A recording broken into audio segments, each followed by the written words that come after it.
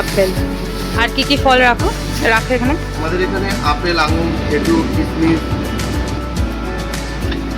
কমলা লেবুও দেখেছিলাম। টোটালি মানে যত ফুড কোয়ালিটি আছে সবই রাখা যায়। আচ্ছা, কটা কোল্ড স্টোরেজ আছে আমাদের টোটাল? 10খানা চেম্বার আছে। বাহ, অনেক বড় তো তাহলে। আর আমার ঠিকানাটা বলে দাও। এটা বাতকুল্লা স্টেশন থেকে 3 কিলোমিটার ভিতরে, জায়গার নাম খামারশিমুলিয়া। খামারশিমুলিয়া বললেই হবে।